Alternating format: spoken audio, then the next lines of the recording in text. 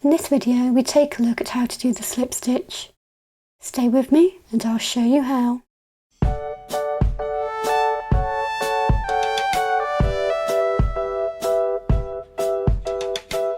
You can do slip stitches every other row to make a lacy pattern, or you could do them along the edge to make buttonholes. We can slip our stitches either knitwise or purlwise. I will demonstrate both. Let's begin knitwise. I'm just going to knit the first couple of stitches.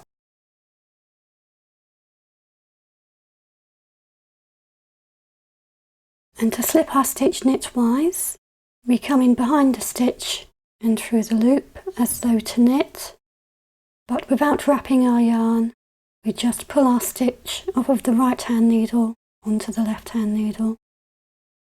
I'm going to knit the next stitch. And to slip this stitch, I come behind the stitch and through the loop as though to knit. And without wrapping any yarn, I pull the stitch off of the right hand needle onto the left. I knit the next stitch. And to slip the next one, I come behind the stitch and through the loop as though to knit. And I slip the stitch from the right hand needle onto the left. I knit the next stitch. And to slip, I come through the loop from front to back and pull off the right hand needle onto the left, and I knit the last stitch. Now I'm just going to knit back across this row.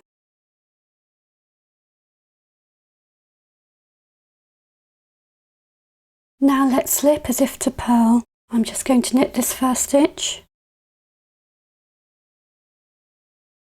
And now to slip, we come through the stitch from the front as if to purl, and without wrapping our yarn, we pull the stitch off of the right hand needle onto the left. Now knit the next stitch. Now to slip, we bring our needle through the stitch from the front as if to purl, and without wrapping our yarn around the needle, we pull off the right hand needle onto the left. I knit the next stitch, and to slip, I bring my left hand needle through the front of the stitch as if to purl, and I pull the stitch off of the right hand needle onto the left. I knit the next stitch, and to slip, I bring my needle through the front as if to purl, and I pull my stitch from the right hand needle onto the left, and I just knit the final two stitches. And I'm just going to knit back across the row. Now we can look at our slip stitches. You can see that there is a wider gap between the stitches where we've slipped.